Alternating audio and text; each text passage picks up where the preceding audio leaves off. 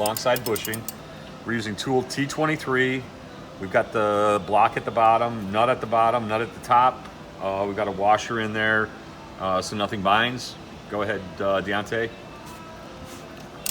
Take it down. Very important that this is done with the actual tools and not with a press. This has got to go in absolutely 100% straight.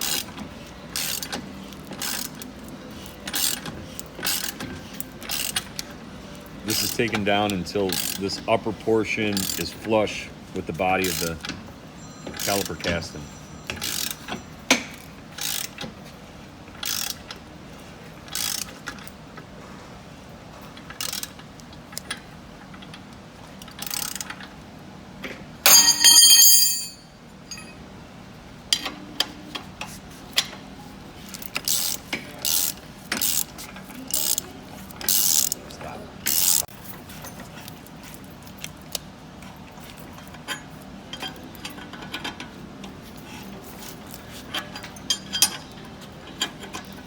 I've got pictures of all this. All right, now we've reversed it. Now we're installing the second bushing for the long slide pin, exactly the same way as we installed it from the top. Now we're pulling the bushing up from the bottom. Go ahead, let's go.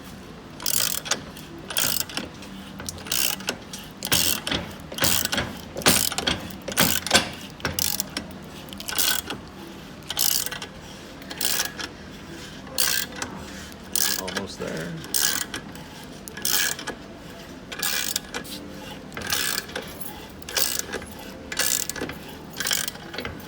The bushings are aligned because this is going to be the same as when the caliper is a free floating caliper and is going to float from the carrier to the caliper.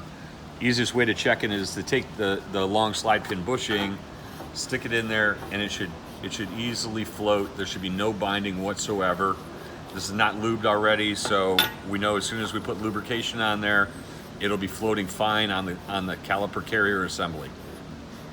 Now we're going to install the oval bushing. We're using tool T25, and we're pulling this bronze bushing, the oval bushing. There's a hard stop, so you just start adjusting it up. Go ahead, Deontay.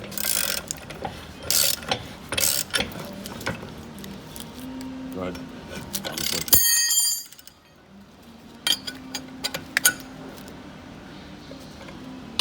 Go ahead.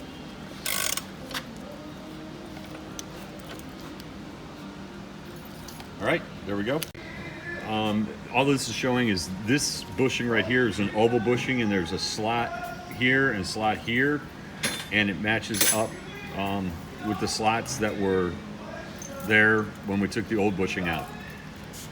Now we're going to go ahead with the internal building of the bearing cups, the bearings, the races, the lever. Everything will be installed right now. Here we go. Cup number 1. Bearing cup number 2. Should float in there easily. Should float in there easily. We're using plenty of grease all over everything, on the bearing cups themselves, on the races, on the roller bearings. What you will notice is on the back of there, there's a lip which catches on the lip of the bearing cup, so it never oversinks. Next, we will install the lever.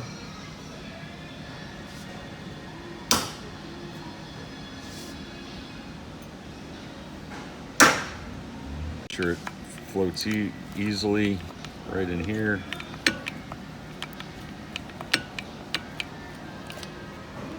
Next, we have the side gear. So this goes on, spring goes on. This is adjusted up to the top, as you can see. Goes down in the hole on the side, spring loaded.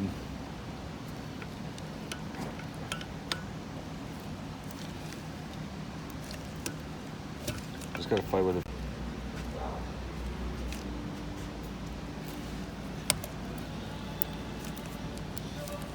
All right, this is the proper placement of the side gear right here. This is what adjusts from externally the mechanism. Next, we're going to install the mechanism. This is, I would say, 90% experience, 10% luck. Very important as to the position of this tang. This tang right here on the adjustment mechanism is going to meet with the notch on the lever. You can also see that the hole right here is going to cover the hole that's on the side gear.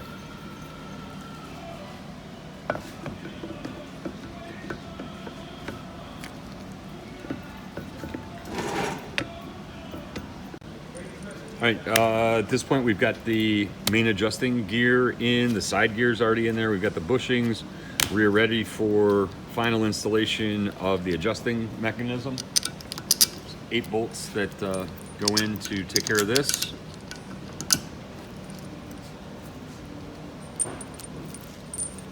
Now we're ready to torque the adjusting mechanism cap bolts. There's 8 of them. Torque spec on that is 12 to 14 foot-pounds. There we go.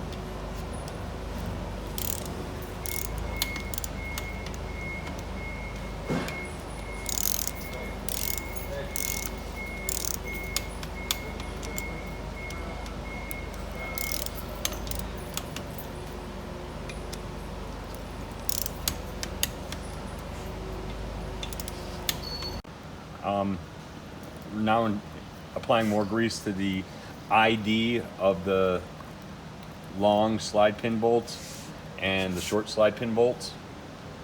I'll actually go ahead and put even more grease on the slide pins themselves.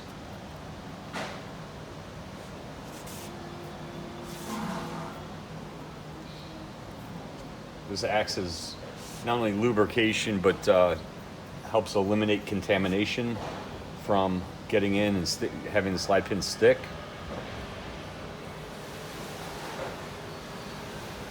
And now, here we go.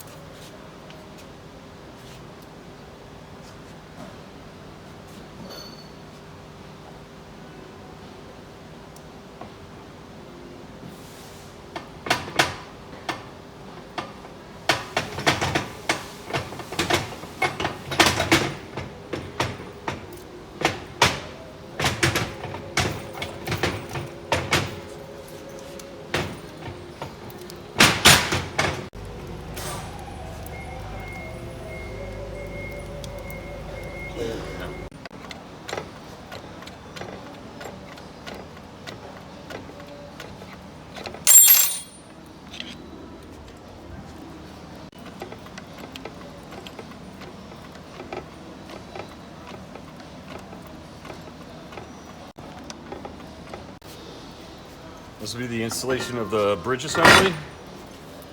Bridge. Oh, and the pad retainer, or the lining end of life. You can see on this side where it comes out.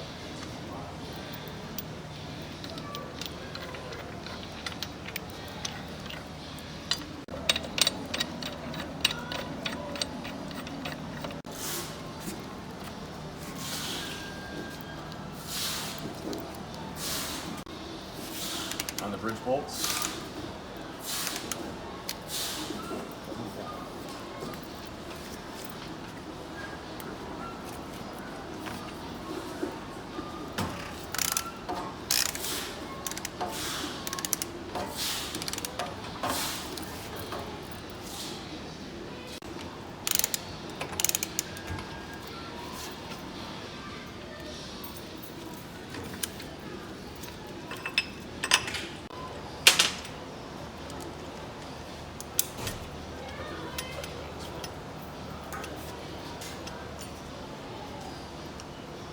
quite literally pressed into place and given just a little bit of a tap.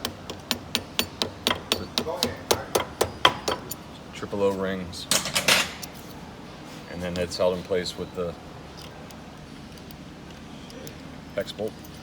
You go ahead, Deontay.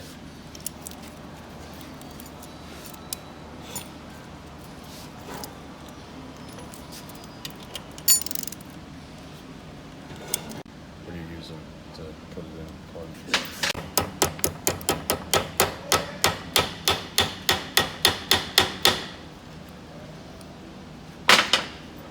And then the last but not least,